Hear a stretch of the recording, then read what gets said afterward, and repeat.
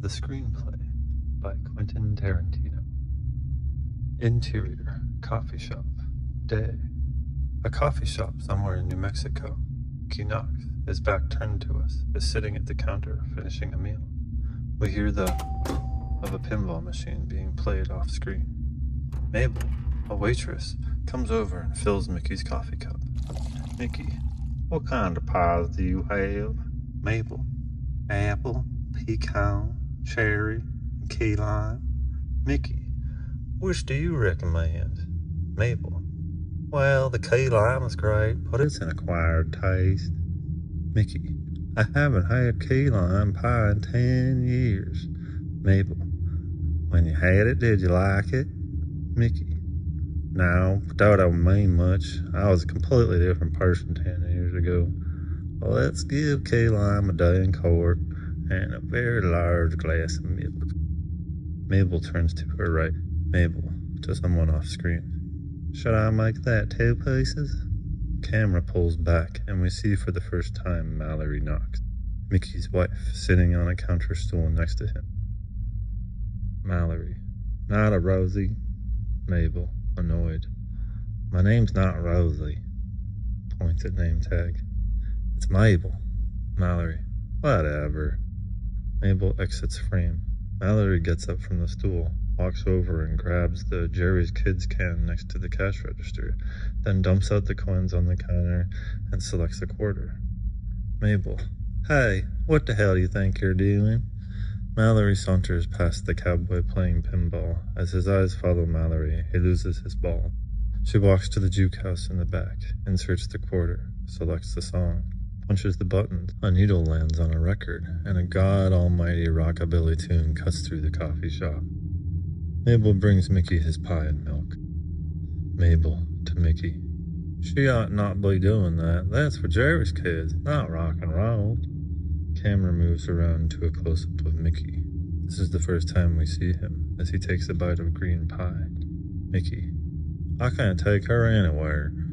Mallory starts doing a slow, seductive fandango around the coffee shop. She's really cooking and smoking. Pinball Cowboy and Mabel are starting to wonder just who the hell these people are. Mickey isn't paying much attention. He's too busy enjoying his pie and milk. Exterior, coffee shop. Day. A dirty pickup truck sporting a Confederate flag decal pulls up to the coffee shop. Sonny, Otis, and Earl, 3 tough-looking rednecks, pile out. Steam rises from beneath the pickup's hood. Earl, goddamn, this son of a bitch is running hot. Y'all go inside, I'm gonna check her out. Interior, coffee shop. Day. The loudness of the rockabilly song slaps Sonny and Otis in the face as they walk inside the door. The sexy sight of Mallory doing the you-bang stomp stops them in their tracks. Sonny, good God almighty, what the hell is that? Otis, that's a bitch out of hell, son. Otis and Sonny exchange looks. Sonny, take her out of here, kiddo. Otis heads toward Mallory. Sonny moves over to the counter next to Mickey. Miller, Mabel. Mabel, coming up. Otis stands in front of Mallory, trying to copy what she's doing. Her eyes are closed at the moment, so she doesn't see him. Mabel sets the Miller down in front of Sonny. Sonny takes a swig, enjoying the floor show. Sonny to Mickey. That's some sweet piece of meat, ain't it? Mickey turns from his pie and looks at Sonny. His expression betrays nothing. The needle lifts off the record. The song ends. Mallory opens her eyes and sees Otis. Otis gives her his best shit-eating grin. Mallory punches Otis hard in the face, spinning him around. Sonny spews out a mouthful of Miller High Life. Mallory grabs the back of his head and smashes his face twice down on the table. Otis buckles, dropping to his knees. Sonny jumps off the counter stool, but Mickey's hand clutches hold of his shoulder. Sonny spins around toward Mickey, loaded for bear, and points his finger at him threateningly. Before any threat can be made, Mickey whips a large buck knife out from its sheath and, in a flash, slices off Sonny's finger. Sonny's finger drops on his boot. He grabs his aching hand. Blood spurts out of the stub in the rhythm of a pulse. 1, 2, spurt, 3, 4, spurt. Mickey, just because my woman's mopping up the floor with your buddies, no reason for you to join in. Mickey makes 5 lightning-quick slashing swings. The buck knife slips back into its sheath. At first, there seems to be no difference with Sonny. Finally, blood flows from the slices made in his face and chest. Sonny collapses. The short-order cook charges out of the kitchen at Mickey, wielding a meat cleaver and screaming. Mickey whips out a .45 automatic from a shoulder holster in his jacket and fires. Close-up of bullet flying through the air. Bullet's point of view. Heading fast towards short-order cook's face, it hits. Short-order cook puts his hands to his face and falls to the ground, screaming. Mickey spots Earl, who's standing outside of the plate glass window. Earl's watched the whole shebang. Earl mouths, "Fuck." He turns and runs for it. Mickey hurls the knife through the plate glass window. It shatters. The knife plunges deep into Earl's back. He hits the ground, dead. Mickey turns to Mallory. She's sitting on top of Otis, pummeling him with punches. "Honey." Mallory looks up at Mickey. She gets off Otis and moves to Mickey's side. Mickey trains his .45 on Pinball Cowboy, who's shaking in his cowboy boots. Mickey aims at Mabel, who's clutching her coffee pot, crying, "Pick, Mom." Mallory does eeny, meeny, miny, mo, pointing back and forth from Mabel to Pinball Cowboy. Mallory, "Eeny, meeny, miny, mo, catch a redneck by the toe. If he hollers, let him go. Eeny, meeny, miny, mo. My mom told me to pick the best one, and you are it." She ends, pointing at Mabel. Mabel's crying. She screams, "No!" Mickey fires the .45. The bullet chinks through the coffee pot Mabel's holding and explodes, thunking her in the chest. She hits the floor, dead. Mickey fires the .45. The bullet chinks through the coffee pot Mabel's holding and explodes, thunking her in the chest. She hits the floor, dead. Mickey and Mallory join hands and walk over to the Pinball Cowboy. Mallory, "When you tell people what went on here, tell them Mickey and Mallory Knox did this. Understand?" Pinball Cowboy nods yes. The two killers plant a big wet kiss on each other's mouths. Then, holding hands, Mickey and Mallory walk out of the cafe. Credit sequence. Interior, Coupe de Ville. Moving. Day. Mickey and Mallory in a flashy '68 Cadillac Coupe de Ville. Dwayne Eddy's Rebel Rouser blares on the soundtrack. The background is an outrageous process shot. The titles splash over the image, 50s style. When the sequence is over, we cut to black. End credit sequence. Over black screen we hear, "Captain Squarey. Send Scagnetti in here." Interior, police station, Squarey's office, day. Camera is positioned in the middle of the office. The door is in the middle of the floor. Jack Scagnetti flings the door open and steps inside Squarey's office. Squarey's never seen. Scagnetti, "You wanted to see me, Captain?" "Scagnetti, go open the interrogation room C. Dwight McCluskey, chairman of the prison board, is waiting to meet you. You're going to deliver 2 prisoners from the county jail to Nystrom Insane Asylum in Bakersfield." Scagnetti, "This is bullshit. I'm a detective. You want an errand boy, call Jerry Judas." Scagnetti spins around and leaves the room, slamming the door shut behind him. Captain Squarey shouts after him, "Not this time, Jack!" Interior, police station corridor, day. Police Detective Scagnetti walks rapidly down the hallway, wearing an old, wrinkly black suit jacket. People walk by in the foreground and background. Scagnetti slips an already tied tie over his head. Interior, interrogation room C, day. Dwight McCluskey, a man in his 50s, wearing a business suit, stands in the foreground reading a book with his back to the door. In the background, Scagnetti enters the room. Scagnetti, "Jack Scagnetti, you wanted to see me?" McCluskey turns around. McCluskey turns towards Scagnetti. McCluskey, "Congratulations on the Curtis Fox case, Scagnetti. You put an end to a nightmare. The ladies of the city can get to sleep again, and they have you to thank." Scagnetti, "Thank you, sir." McCluskey, "Warden Dwight McCluskey of the California Prison Board, take a seat, please." Scagnetti lowers into a chair in front of the interrogation table. Referring to book. "This is a damn good reading. I'm surprised Hollywood hasn't found you. This would make a better movie than that Serpico shit." McCluskey puts down the book. We see the title, Curtis Fox, The Capture and Death of a Serial Killer.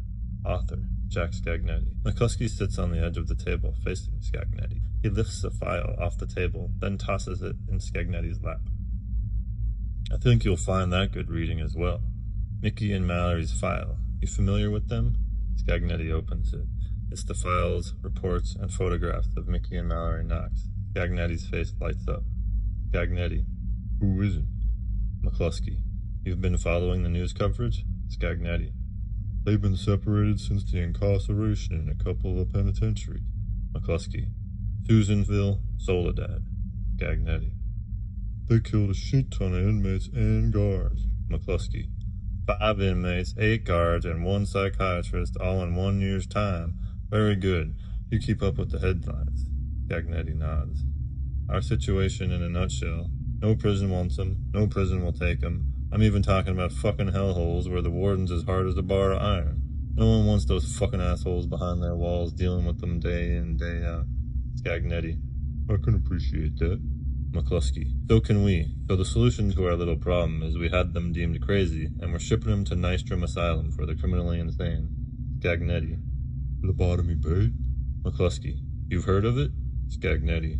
So how do I fit into this scheme? McCluskey. The public loves you, Jack. You don't mind if I call you Jack, do you? Scagnetti. By all means. McCluskey. You're a celebrated cop.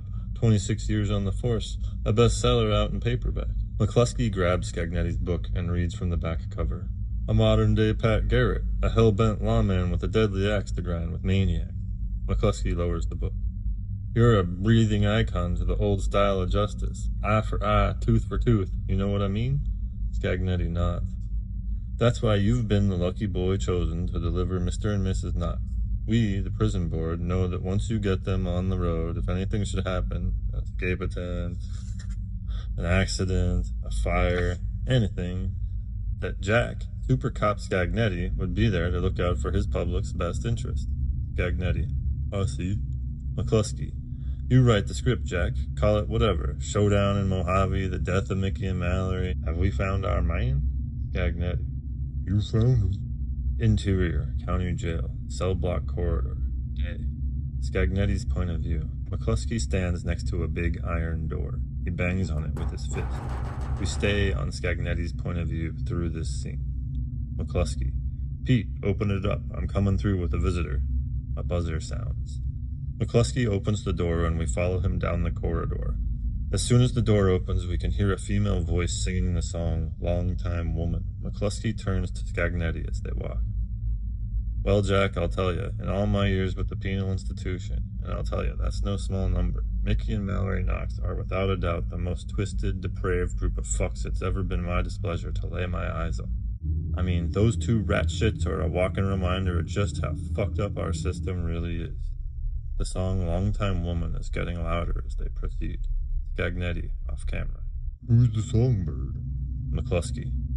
Mickey's better half herself, Mallory Knox. This little lady drowned her father in a fish tank. Interior, a living room, night. Close-up of a home aquarium with fish swimming around. Suddenly, Mallory's father's head is shoved into the tank. Back to prison corridor. McCluskey. While the 2 together burned her mother alive in her bed. Interior, a bedroom, night.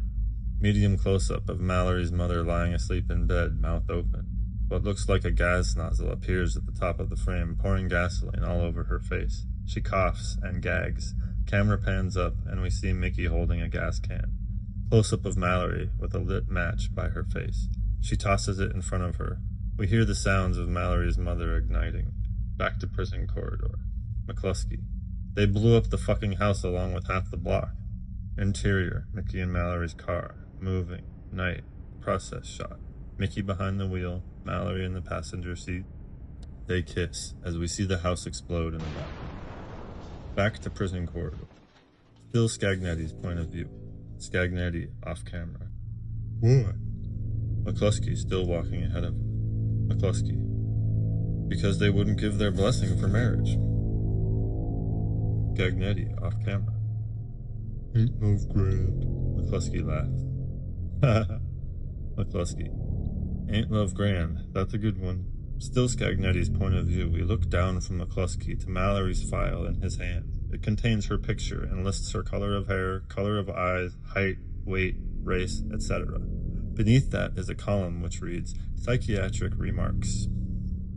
As we read the remarks, we hear a physician's voice, female psychiatrist's voice. When pressed about the reason for the murders, patient became hostile. Interior, a psychiatrist's office. Day. Looking trashy, wild, and animalistic, Mallory is a sex machine, dressed in a prison gown. She sits in a chair, looking directly at the camera. Mallory. I don't owe you an explanation. I don't owe you shit. I'm not here for your entertainment. If I don't tell you what you want to hear, what are you gonna do? Throw me in jail? I'm already there, you stupid pig fucker. You gonna give me some more time? I've already got life. What else you got to threaten me with? Death? I'd like to see you fucking try. I haven't met one motherfucker in here who's shown me shit. Back to death row corridor. Still on Scagnetti's point of view. We look up from the file and see McCluskey's leaning against the cell door. We hear somebody singing, Long-Time Woman, inside the cell. We move to McCluskey, who, looking into the camera, gestures toward the cell. McCluskey. Here she is. You know her. You love her. Can't live without her. Mallory Knox. We pan from McCluskey to inside of the cell where we see Mallory, her back to us, singing and dancing. Interior prison. Mallory Knox's cell. Day. Close-up of Mallory's face singing Long-Time Woman. Mallory singing. 99 years is a long, long time. Look at me, I will never be free. I'm a long-time woman. McCluskey, off screen. Hey Knox, somebody out there wants to meet you. Mallory just keeps on trucking. Mallory singing. Been working on the boat, been working by the sea. Been working in a clean field, and I wanna be free. Mallory's point of view. We stare at McCluskey and Scagnetti for a second. Like a bull, we charge Dolly straight at them. Mallory screams out of shot. We smash headfirst into the bars. Mallory's point of view flings up, looking at the ceiling, then falls backward. Medium tight shot of floor. Mallory falls into frame, out cold. Close-up of Scagnetti through the cell bars. Scagnetti. Jesus Christ. Camera pans over to the close-up on McCluskey. McCluskey. Don't worry about it. She does that all the time. Back to Mallory on the floor, still unconscious, with blood trickling down her scalp. McCluskey off camera. Follow me.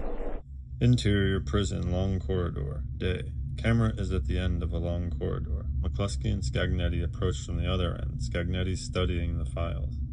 Phil Wurlitzer comes up behind the two men. Wurlitzer. You ducking me, Dwight? McCluskey. Hey Phil, how the hell are you? Wurlitzer to Scagnetti. This son of a bitch is chairman of the prison board, but it's like pulling teeth to get him down to the prison. McCluskey. Why would I want to fuck around at a prison? The only reason I'm here is to set him straight, and I'm on the next flight out. To Scagnetti.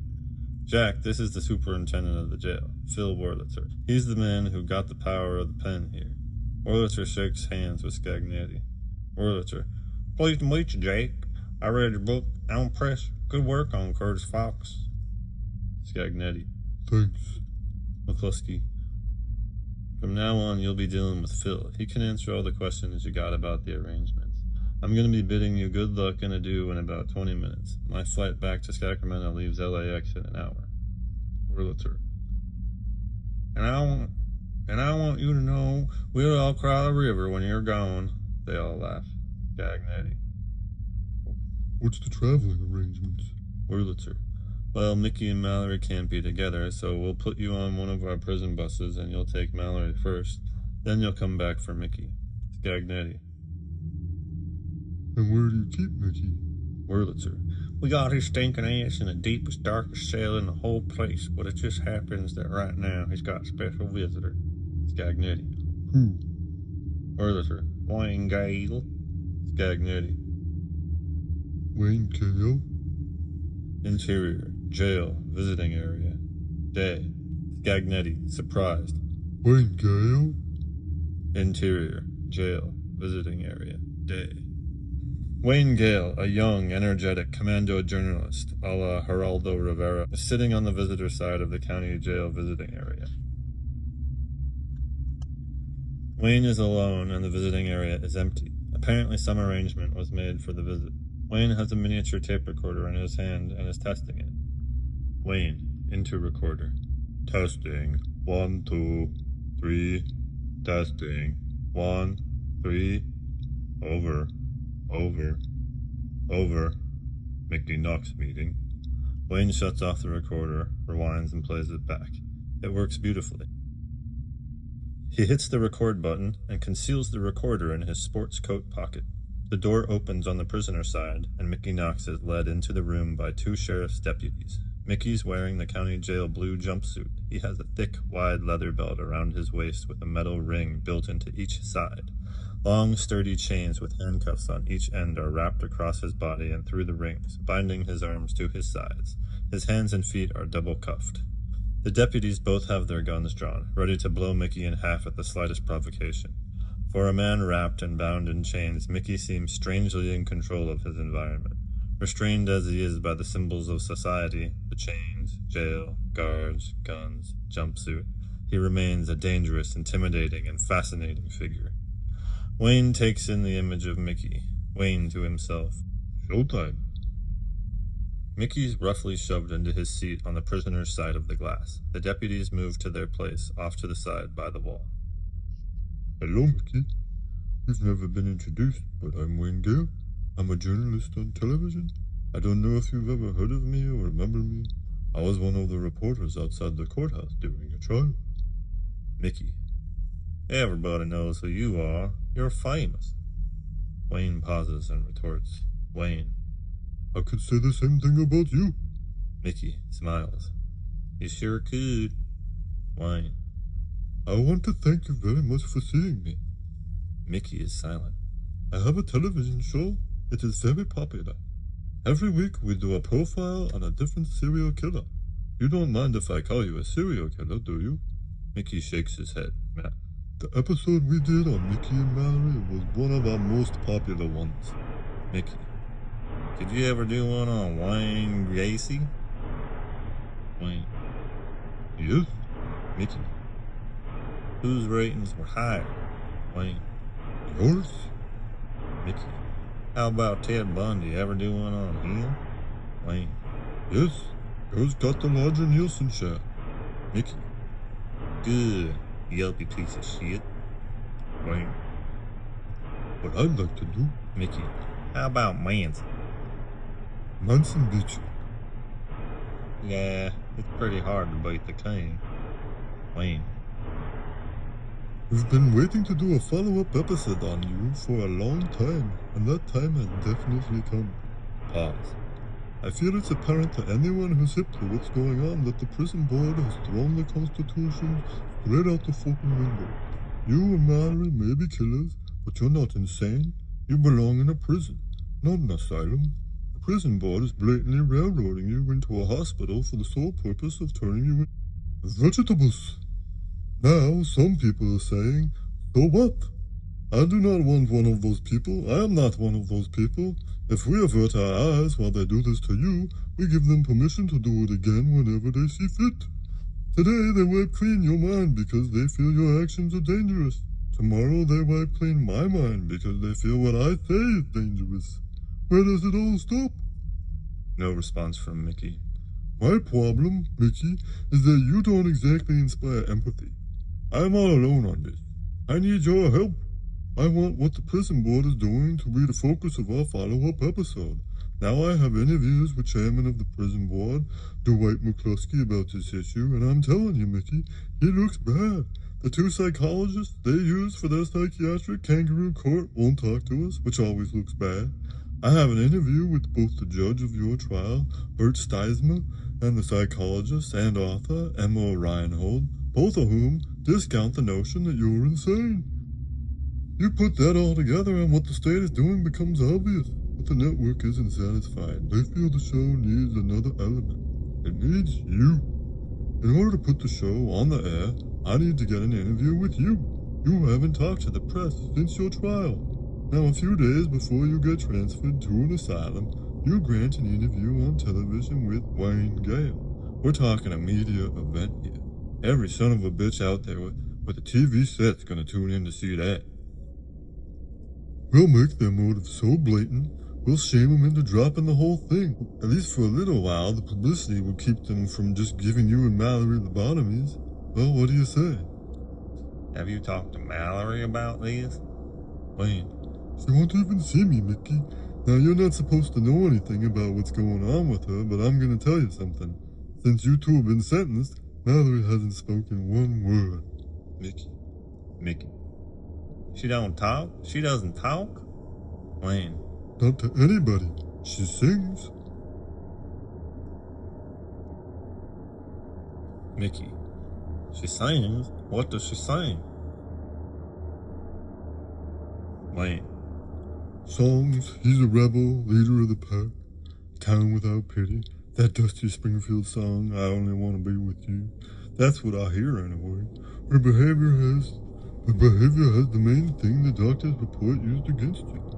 Songs, he's a rebel, leader of the pack, town without pity, that Dusty Springfield song, I only want to be with you. That's what I hear anyway. Her behavior was the main thing the doctor's report used against you. So even if she would see me, which she won't, I couldn't put her on camera anyway. If I ask her, Mallory, are you insane? And she starts singing Dead Skunk in the middle of the road, that blows our whole case. Mickey cracks a smile. The guard comes over to take him away. Deputy Sheriff off camera. Time, motherfucker! They grab Mickey hard, then jerk him out of the chair. Wayne. Wait a minute, Mickey, I need an answer. Mickey doesn't respond. He just leaves with the guards. Yells after him. Just think about it, but don't think too long. Interior, Mickey's cell. Medium close-up of Mickey curled up in his bed. Medium close-up of Mickey curled up by his bed, writing Mallory a letter. Mickey voiceover. Dearest Mallory, my cell is so cold at night I get the chills. Dearest Mallory, my cell is so cold. At night I get the chills. I pretend you're lying next to me, holding me from behind with your leg draped over mine and your...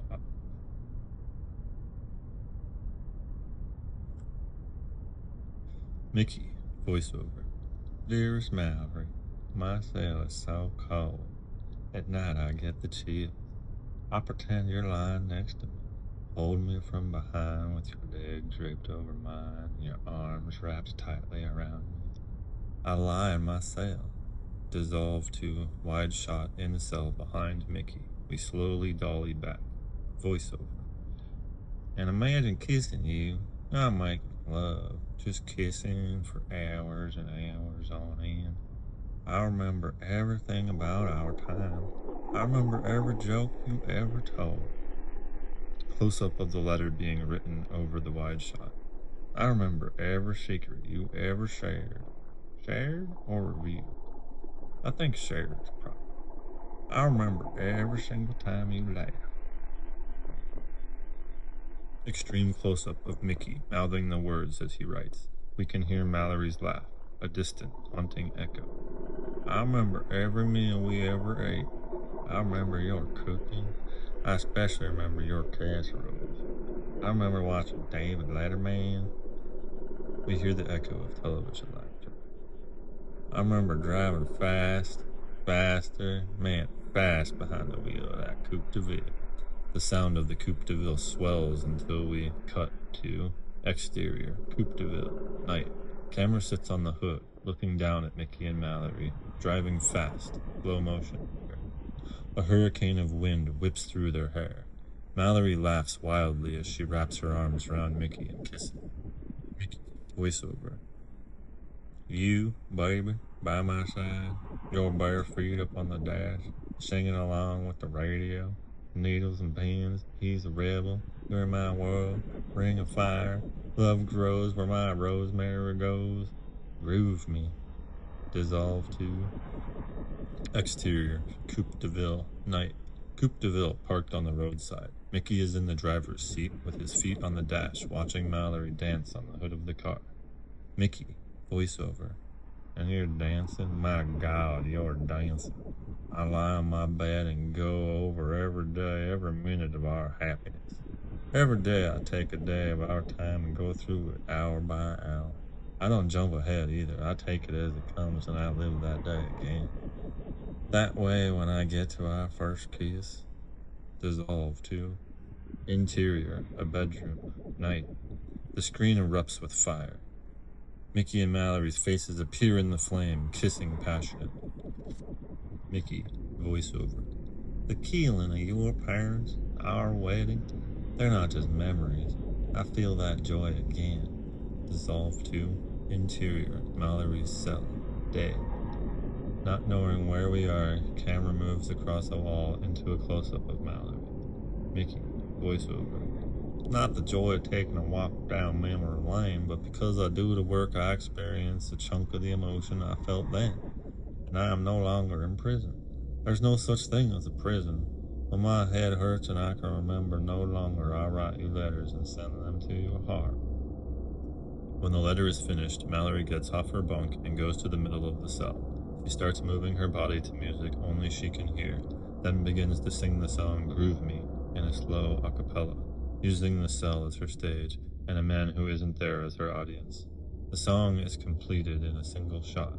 Dissolve to interior, restaurant, day, medium close-up of Wayne holding a piece of paper in front of his face and reading from it out loud. We hear Wayne's voice over Mallory's singing before the last scene dissolves. Wayne, reading out loud. After taking a few days to reflect on your offer, I've come to the conclusion that you are 100% correct. A national TV interview would be very advantageous to both Mallory and me. The only obstacle is they're shipping me out to the funny farm in 4 days. However, that is your problem and not mine. I feel confident you'll manage. Here's to us making television history. Sincerely, Mickey Knox. Wayne drops the letter down from in front of his face. Am I God, or what? We now see the restaurant, adorned with the standard Denny's decor. Wayne's team is gathered in a booth that contains the remains of a greasy meal. In response to his last remark, they all pretend they are praying to him. The team consists of Scott, the cameraman, who wears wild t-shirts, presently a t-shirt with the movie She Devils on wheels splashed on the front, Roger the sound man, who wears wild Hawaiian shirts and Bermuda shorts, and Unruly Julie, Wayne's assistant, a young lady who wears Bermuda shorts, a baseball jersey, and a dark sports coat no matter how hot the weather is. Roger's never seen without his recorder, Scott's never without his camera, and Unruly Julie always has her giant notebook. These disheveled film types are all in their 20s and are a marked contrast to Wayne's stylish yuppie demeanor. Unruly Julie pops the cork on a champagne bottle. The guys hold out coffee mugs, which Julie fills. Julie, however, drinks straight from the bottle. Note: this scene is to be played at a rapid fire, His Girl Friday pace. Wayne. Drink up, this is a celebration. This is the day we received word we were gonna make television history. We're gonna have the first sit-down, in-depth interview with the most charismatic serial killer ever, 1 day before his being shipped to a mental hospital for the rest of his life. This is one of those golden moments that happens maybe only 4 times in a lucky journalist's career. This is Wallace with Noriega. This is Elton John confessing his bisexuality to the Rolling Stone. This is the tearful reporting of the Hindenburg disaster. This is Truffaut setting the record straight on Hitchcock. This is a Robert Capra photo. This is Woodward and Bernstein reading Deep Throat in an underground parking lot. This is John Reed reporting the 10 days that shook the world. This is the hippies' bloody palms at Kent State. The Mayles brothers at Altamont. This is the Nixon Frost interviews. Roger. This is Raymond Burr witnessing the destruction of Tokyo by Godzilla. Everybody laughs. Scott. What is the schedule, mein Führer? As Wayne talks, Unruly Julie writes furiously in her notebook. She never speaks, just writes. Wayne. We got tonight and tomorrow to get our shit together. The day after that, they're shipping Mallory. That's when we do the Mickey Knox interview, cause the next day he goes. Scott. Would the network really not run it without the interview? Wayne. Are you kidding? The last thing they expected was Mickey Knox to get close up and personal. They wanted a follow-up episode and would have taken anything I had given them. I'm not gonna tell Mickey Knox that. I'm gonna make him think his gray matter depends on it. When I told Woody and the brass about this coup, they practically shit a brick. I'm talking an Adobe brick. They want to expand the show to an hour, and they want it on immediately. Roger. How immediate is immediately? Wayne. Next week's episode. Wayne's team all spit out mouthfuls of champagne. Roger. We don't got enough footage for any hour follow-up. Wayne. Rape and pillage the first episode. Just change the order a bit. Those sons of bitches out there ain't gonna know the difference. All that shit is just filler for the interview anyway. We film a new intro, show some old footage from the first episode so they get a brief history of Mickey and Mallory. We introduce a new angle, what the prison board is up to. We see some of that new shit, then the rest of the show is the interview. Now what's so freaking hard about that? Got. What camera do you want to use for the interview? Wayne. Fuck video, this is too damned important. This is for posterity.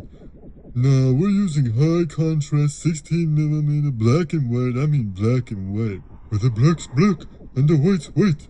Film. Film. Film. Close-up of unruly Julie, writing in her notebook. Film, film, film. So unruly Julie's coming with me and planning the interview. Points at Roger and Scott.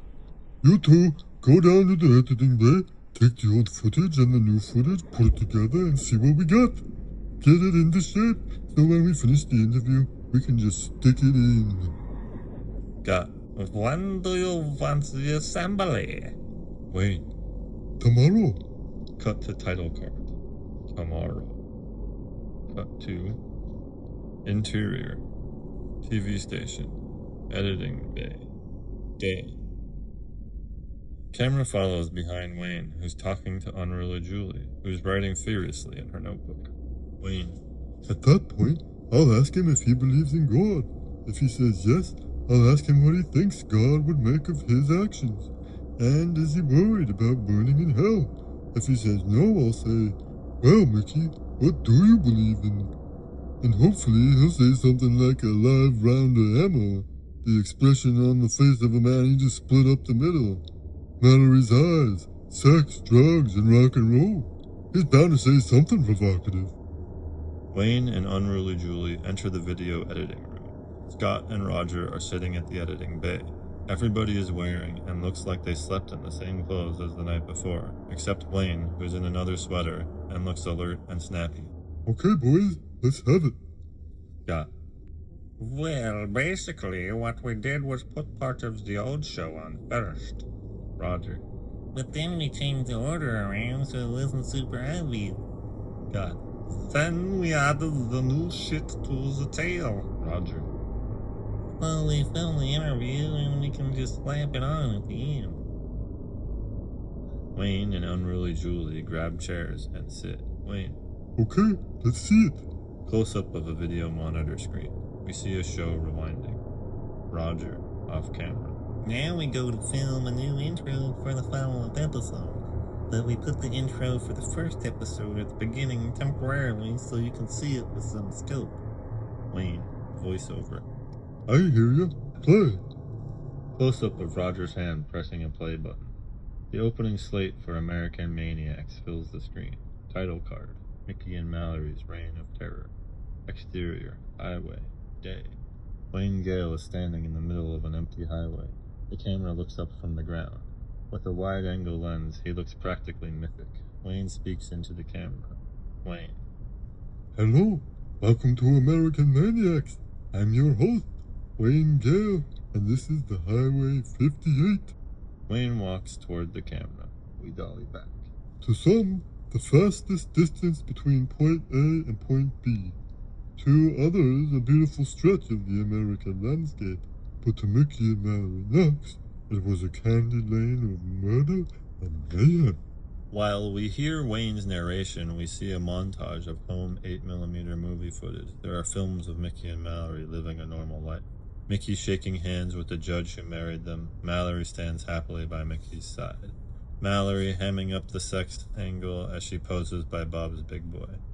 Mallory sitting on Mickey's lap at home. Close-up of Mallory asleep in bed, Mickey holding camera, tickles her under the chin. Mallory slaps herself in the face with a handful of shaving cream. Mickey and Mallory posing with Santa Claus. Mickey being surprised on the toilet. Wayne, voiceover. After living a very routine, drab, nothing out of the ordinary ever happens kind of life, the sweethearts shocked the entire nation with a cross-country crime and murder spree that lasted only 3 weeks, but left. Photo. Black and white photos of bloody victims, men and women. Photo. Black and white photos of bloodstained police chalk outline. Voiceover. 48 known bodies in its wake, including 8mm home movie footage of Mallory and her parents during happier times. All three are smiling. Mallory's in the middle with her arms around them. Mallory's father is eating a chicken drumstick.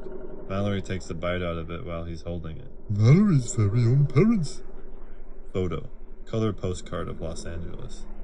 They started their crime wave in Los Angeles. Wayne Gale stands in front of a Circle K convenience store.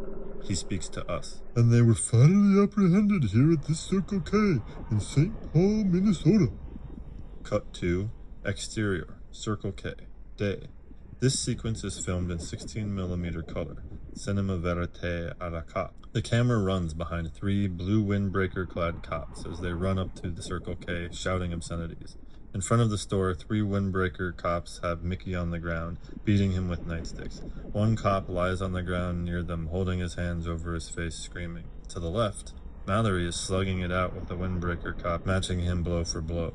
Meanwhile, the 3 cops we ran with reach the action and join in.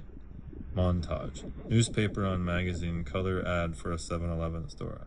Newspaper or magazine color ad for a gas station. Wayne, voiceover. They started off robbing 7-Eleven type stores and gas stations and later graduated to banks and the big time. Exterior, suburban street, day. Wayne Gale walks down the street. The camera walks with him. He speaks into the camera. Wayne. Mickey and Mallory's idea of armed robbery was a little different than mine. It was an assault, actually. Interior, 7-Eleven store, day. Wayne interviews Bishop, a young blonde kid with a flock of seagulls haircut. Bishop's name appears at the bottom of the screen. Bishop. Well, I knew that Mickey and Mallory killed everybody when they're through, except for one clerk. There were about 4 people in the store then, and I was working with Steve-O. And I like Steve-O, you know, but I was thinking, what could I do to make them pick me to be the clerk that gets to live? Interior, 7-Eleven store, day. This scene is shot through the store's black and white video surveillance camera. The date and time of the day are burned into the edges of the frame. Mickey and Mallory charge into a 7-Eleven store, cocking their shotguns and shouting things. Mickey shoots a customer who lies on the ground screaming. Mallory blasts a female customer, holding a big gulp. She flies into the comic book rack. Mickey points his shotgun at Bishop, the store clerk, and screams, "Money, money, money! Fast, fast, faster, faster, faster than that!" Bishop stuffs money in a bag and Mallory guards the door, shotgun ready. Steve-O, the other store clerk, walks in from the black room carrying boxes and wearing a Walkman. Mickey and Mallory spin around and shoot him. All this mayhem happens before our disbelieving eyes with Wayne's narration over it. Wayne, voiceover. They storm in with shotguns and kill every customer in the place right off the bat. Cut to smiling photos of other victims. We cut from each photo to the next photo after shotgun fire. Exterior, bleachers, day. Wayne Gale sitting on football bleachers. He stares into the camera for a few beats. Then, after his dramatic silence, he talks. Wayne. Sick, isn't it? Mournful pause. After killing numerous people. After killing numerous people, they would always leave one clerk alive. One clerk to give them the money and tell the tale of... Photo. Black and white snapshot of Mickey and Mallory standing next to each other, guns in hand, smiling for the camera. Voiceover. Mickey and Mallory. Photo. Police Academy black and white snapshot of Officer Gerald Nash. Patrolman Gerald T. Nash was just one of the 12 peace officers that Mickey and Mallory murdered during their reign of terror. Photo. Black and white photo of Gerald Nash and his partner Dale Wrigley, dressed in their uniforms, arms around each other. Gerald and his partner, Dale Wrigley, were parked at... Photo. Black and white snapshot of donut shop. This donut shop, Alfie's Donuts. When? Interview with Dale Wrigley. Dale's name appears below him on the screen. Dale. The 68 Cadillac Coupe de Ville pulled up about 3 spaces away. Gerald came walking out with our coffee in my bear claw. When the driver of the car asked him something, Gerald started giving him what looked like street directions. When he finished, the driver waved him thanks, brought up that shotgun, and photo, black and white, of donut shop. Waiter photo, Alfie's Donuts and parking lot. On this photo, a white grease pencil circles where Gerald was shot. We hear a shotgun blast and a scream over this.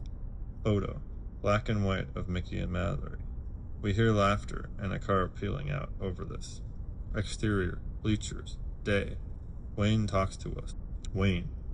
Apparently, bored with banditry and murder, the two outlaws prove what Renaissance psychopaths they really are.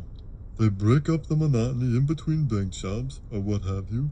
They started butchering whole households at random. Cut to montage of newspaper front page stories and headlines of family households butchered by the Knoxes. Interior, Wayne's studio. Day. Wayne, dressed in a pink shirt and suspenders, talks to us in front of a blue screen that has Wayne Gale's American Maniacs logo behind it. Wayne. Unfortunately, the story didn't end with their capture. It just became more surreal. The subsequent trial turned into a sick circus. Cut to exterior, courthouse. Day. The camera captures the crowd in front of the courthouse. They're a very mixed lot. Wayne, voiceover. As spectators, reporters, law students, tourists, gawkers, the interested, the curious, the devoted, and the demented were drawn to the Los Angeles County Courthouse like moths to a flame. Interior, Wayne's studio. Day. Wayne talks to us. Wayne. The Mickey and Mallory Knox murder trial was so event-filled it made the crime spree that took place before pale in comparison. The first point was the decision of Mickey's to act as his own counsel. Now this in itself is not unheard of. For instance, Ted Bundy acted as his own counsel as well. What was unexpected was how good Mickey's performance would be. Interior, Judge's Den. Interview with Judge Bert Steinsma. Den, at home. Wayne, voiceover. We spoke with Bert Steinsma, who was the presiding judge during the Knox trial. Judge Steinsma. Mickey was surprisingly effective. When I was told I was to be the judge of this trial, and then I was told Mickey Knox would be handling his own defense, I got a headache that lasted 5 days. But soon I breathed a sigh of relief. Mickey showed up very prepared and proved to be an excellent amateur lawyer. Interior, Wanda Bisbing's office. Day. Interview with State Prosecutor Wanda Bisbing, an attractive woman in her 40s. Wayne, voiceover. However, this opinion isn't shared by the state's prosecutor on this case, Wanda Bisbing. Wayne's with Bisbing. Judge Steinsma said that Mickey showed up very prepared and proved to be an excellent amateur attorney. Bisbing. Oh, that's rich. Well, considering that Mickey Knox turned his court into a mockery and personally made him look like a fool, I'd say that's very benevolent of Judge Steinsma. As far as Mickey being an excellent amateur lawyer, maybe I'm old-fashioned, but when I went to law school, we were taught the object was to win the case, which I did. Interior, Wayne's studio. Day. Wayne talks to us. Wayne. The nation caught fire to Mickey and Mallory fever, Mickey and Mallory mania, if you will, as the merits to Mickey's talent as a defense attorney became apparent. Law students from all ends of the country converged on Los Angeles as legal history took a new course. But that was only the lemon next to the pie. And the pie is you, the American people. That pie is the way the strangely charismatic, and make no mistake, they are charismatic, Mickey and Mallory have captured the public's interest, fear, and in some cases, admiration. Exterior, courthouse steps. Day. Wayne interviews 3 long-haired guys, Chuck, Steve, and Jeff. Wayne. What do you think of Mickey and Mallory? Chuck. Hot. Jeff. Hot. Steve. Totally hot. Chuck. Mickey and Mallory are like the best thing to happen to mass murder since Manson. Steve. 48 people known, they're way cooler than Manson. Wayne interviews Morgan and Paige, 2 young girls. Wayne. What do you think of Mickey and Mallory? Morgan. Well, he's just crazy. He's just, I don't know. He's got so much riz. Paige. They're so romantic. Wayne interviews an intense cop. Intense cop. I'm here to watch the judge give those two shit asses the stiffest sentence the law allows. I want to see their faces when the state says they're the worst scum-sucking, degenerate, douchebag, filthy, I don't know, whatever. Referring to crowd behind him. And these assholes are making heroes out of sickos. You want to know who a hero is? You want to know? I'll tell you who a goddamn hero is. Mike Griffin is who these misguided assholes should be revering. You know why Mike Jerome Griffin is a hero? I'll tell you why. Because he was killed in the line of duty. Do you want to know how he died? Wayne. Yes? Intense cop. I'll tell you, Mike Jerome Griffin was killed in the line of duty by those anti-heroes. Wayne interviews Russell Vossler, Harvard law student. Wayne. Tell me, Mr. Vossler, how many days of the trial have you attended? Russell. Yes, I've been fortunate enough to attend 2 days. Law history in the making. I've been a participant. Wayne. And you being a Harvard law student, what is your opinion of Mickey Knox's performance? Russell. Mickey's pistolero savvy in the courtroom trial rivals, dare I say, conquers that of Master Melvin Belli. He's like a magnificent loose cannon, firing point-blank range into the prosecutor's face. It is my anticipation. Back to the long-haired guys. Wayne. You're talking about a man and a woman who killed innocent people. Steve. Don't get us wrong. Chuck. We respect human life and all. Jeff. It's a tragedy. Steve. But if I was a serial killer, which I'm not, but if I was, I'd be like Mickey. Wayne's talking with Marvin, a black man. Marvin. They're like that crazy mother in the first Dirty Harry movie. Remember that crazy-ass mother? They're like him. Mickey and Mallory be doing some cold-blooded shit. When I hear about some of the shit they be doing on TV, I say, damn, that's fucked up. Back to the two young girls. Paige, laughing and blushing. We sit in the courtroom all day and try to catch Mickey's eyes. Cut to. Interior, Gold's gym. Day. Wayne's sitting in the gym. Behind him, muscle men are working out. Their grunting sounds fill the background.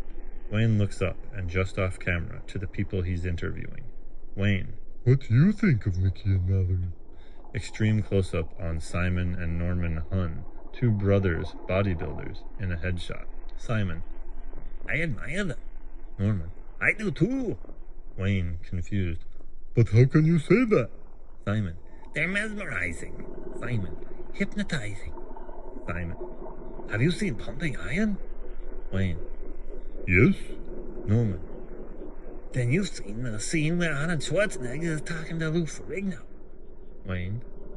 Yes? Simon. Through the power of simple word. Norman. And the snake-eye glare. Simon. And the snake-eye glare, Arnold was able to totally strike out any confidence Ferrigno had. Norman. He squashed him mentally before physically defeating him. Simon. He had the edge, the mind's edge. Norman. Mickey and Mallory have that edge. Simon. Only a much grander scale. Norman. They've hypnotized the nation. Simon. Schwarzenegger was the king of the edge before they came along. The close-up of the brothers zooms back. Wayne. You say this, and yet you two are both victims of Mickey and Mallory. Shot has zoomed back to reveal that both Simon and Norman are in wheelchairs, their legs maimed or gone. Simon. Yes? Norman.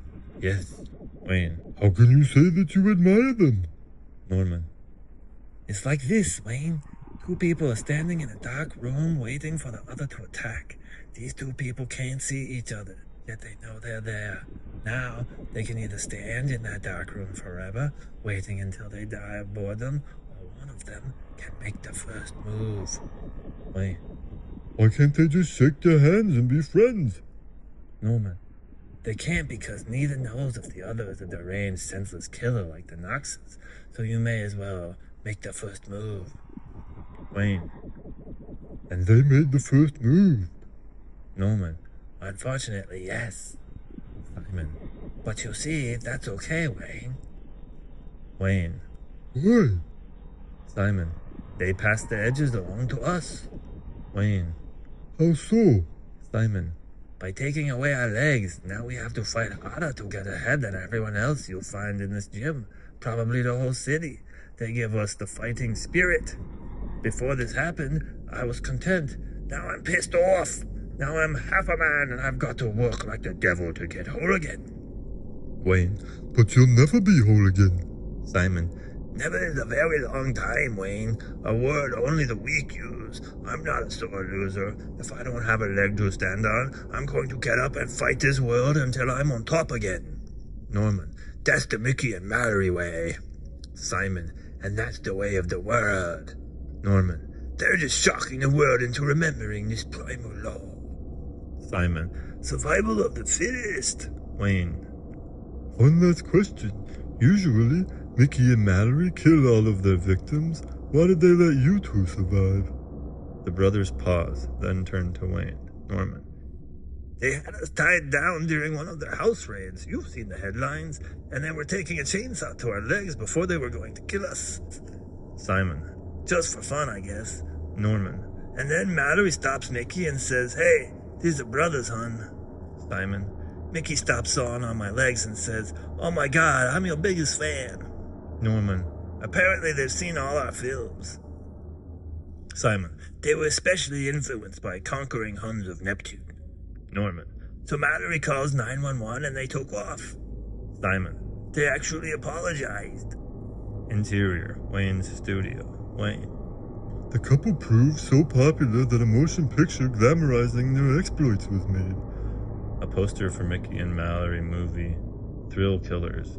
It has a drawing of the movie Mickey and movie Mallory in a romantic pose a la Gone with the Wind, both with guns in their hands. Around them are smaller drawings of cars, people shooting, people fighting, explosions, etc. The ad lines are, ripped from today's headlines, the true story of Mickey and Mallory, the couple that lived for love and loved to kill. The poster lists the credits, starring Jesse Alexander Warwick and Buffy St. McQueen, written and directed by Neil Pope. Wayne, voiceover. The movie Thrill Killers proved to be a tremendous box office success, making stars out of the before-then unknown. Cut to stills of the movie, Mickey and Mallory holding weapons, posing together, creating mayhem. Actors Jesse Alexander Warwick and Buffy St. McQueen. Cut to movie trailer for Thrill Killers. Shot of movie Mickey dressed in a fast food uniform. Announcer voiceover. Meet Mickey Knox. Movie Mickey.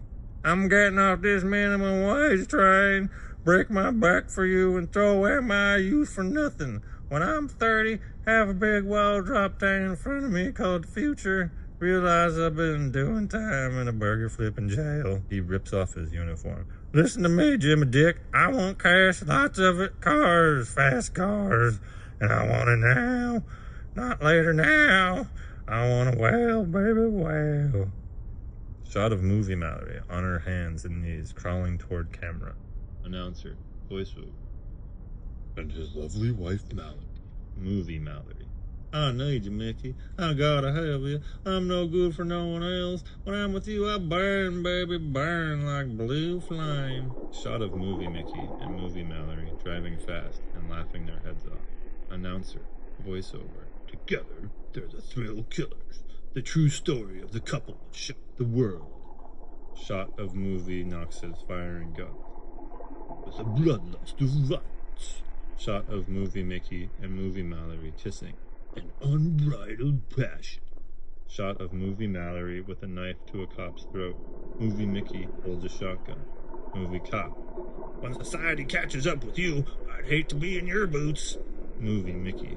Let me tell you about society and its boots. It uses those boots for stepping on people like me and her. Cut to interior editing room. Day.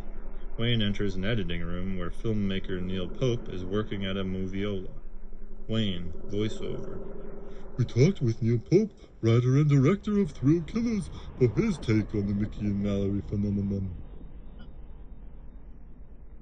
Pope stops the moviola, turns toward the camera, and greets Wayne, MOS, without sound.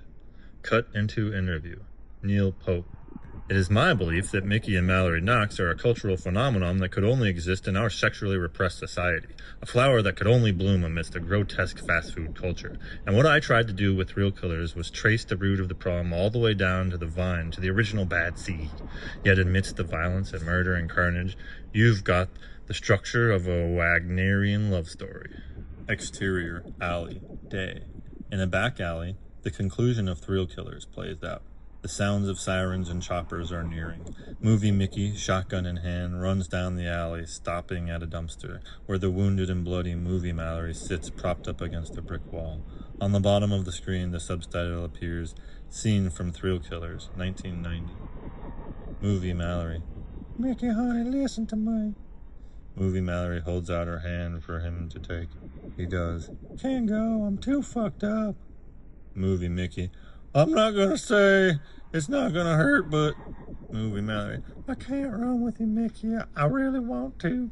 If I could, I would, but I can't. I gotta stay here. But you can still get out of here. Movie Mickey. No fucking way. No fucking way. Movie Mallory. If you stay, they'll catch you. And they don't have to catch you. Movie Mickey. No fucking way. Movie Mallory. Mickey, you're wasting time. Movie Mickey.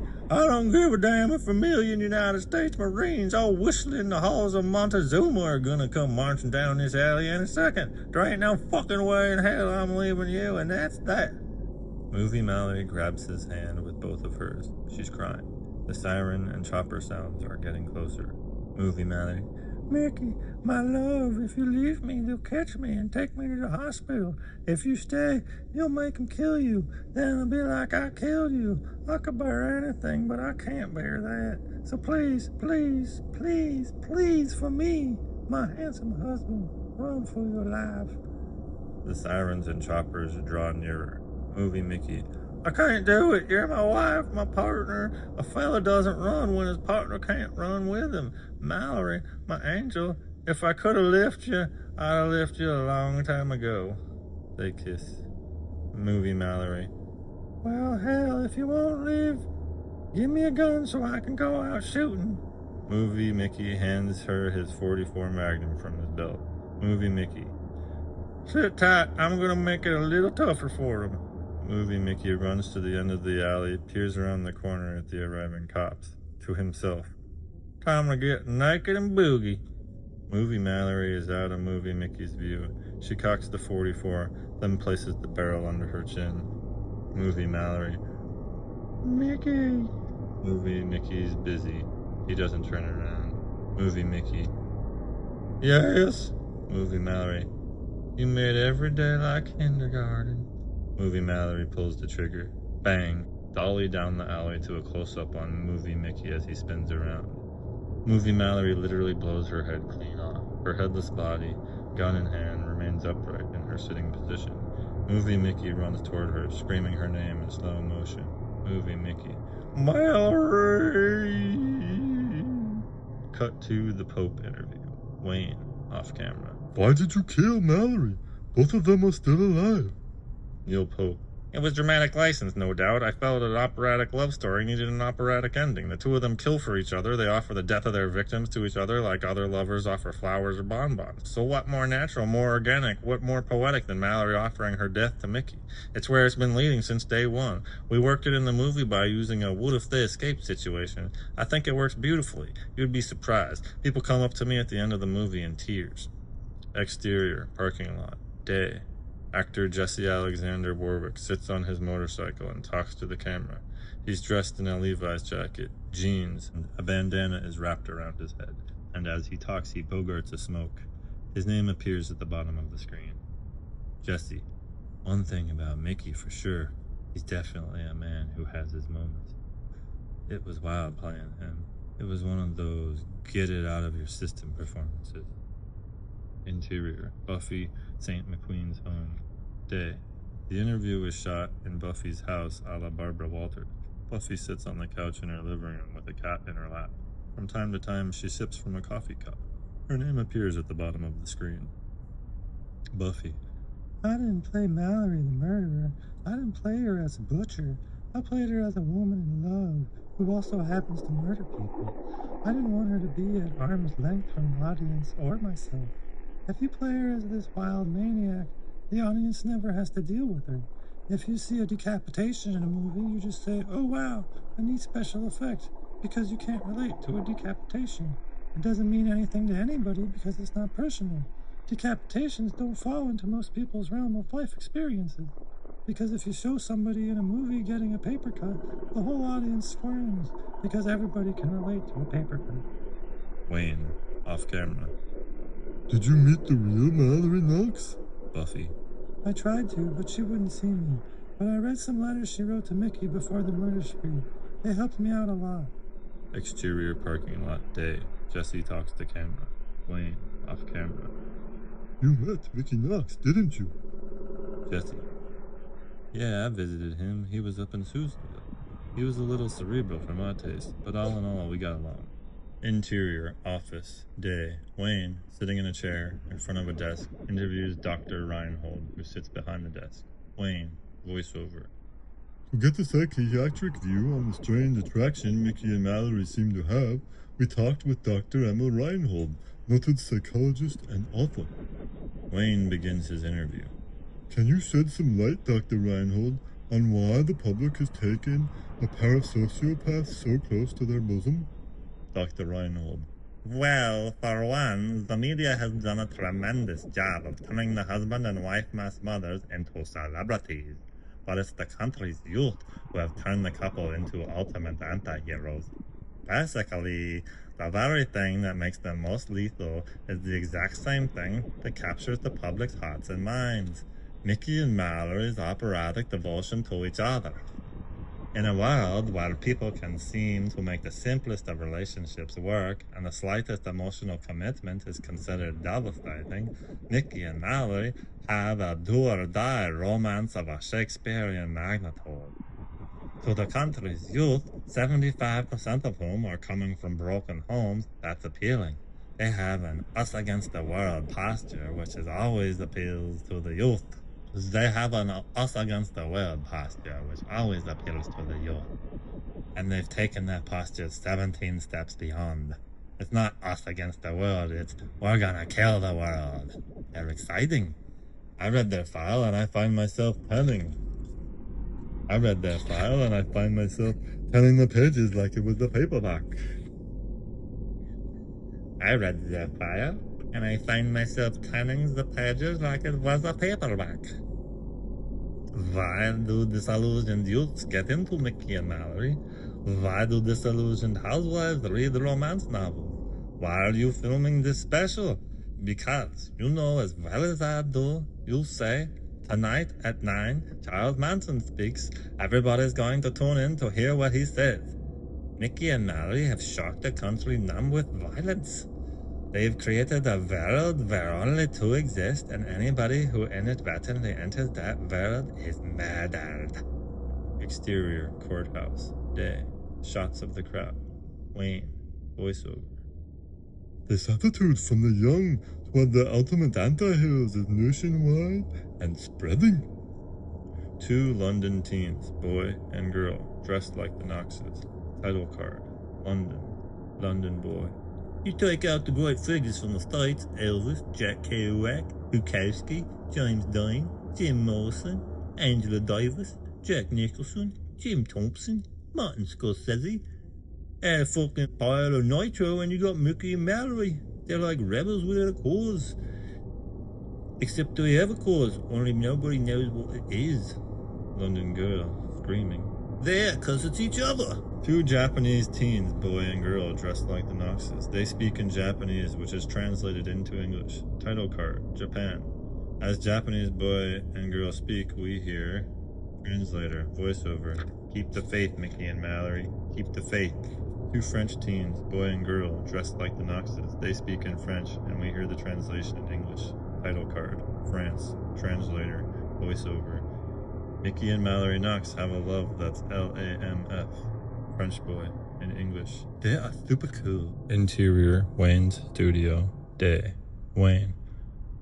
And as to almost give this whole misplaced admiration scenario a cherry on the top, the rock band Red Cross entered the charts last week at number 13 with the song Natural Born Killers, the saga of Mickey and Mallory.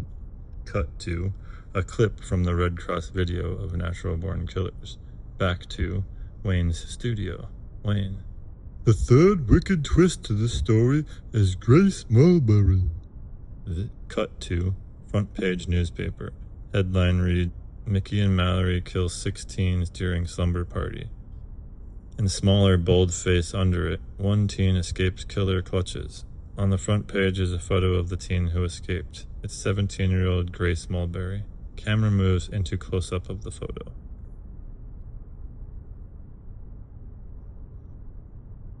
Wayne, voiceover. Of the 16 murdered that night, 17-year-old Grace Mulberry was the lucky one left to tell the tale. And this haunted young lady summoned up the courage to take the stand, tell what she saw that horrible night, and then allow herself to be cross-examined by the man who killed her brother and girlfriend. Exterior, courthouse, day. All kinds of people are gathered around. It's a real media event. Grace's sedan pulls up to the courthouse. The many spectators and reporters surround the car. Grace, her father, and Bisbing emerge from the sedan and start walking up the courthouse steps. Microphones and cameras are thrust at her as reporters ask questions. Grace is afraid to face the crowd. Her head darts in the direction of each question, but she doesn't answer. She remains silent and scared. Female Oriental reporter. Miss Mulberry, how does it feel to be the only survivor of Mickey and Mallory's reign of terror? That male reporter. Miss Mulberry, has the experience marked you? Some scruffy transient sticks his head in Grace's face. Transient. Did you watch your brother get stabbed up? Wayne. How do you feel about Mickey cross-examining you? Grace, her father, and Bisbing shove their way through the crowd. After Grace and her entourage enter the courthouse, we hear the cry of voice off camera. Mickey and Mallory! Camera whips toward the bottom of the steps as the car carrying Mickey and Mallory pulls up. The reporters race down the steps they just raced up. The Mickey and Mallory friends go apeshit.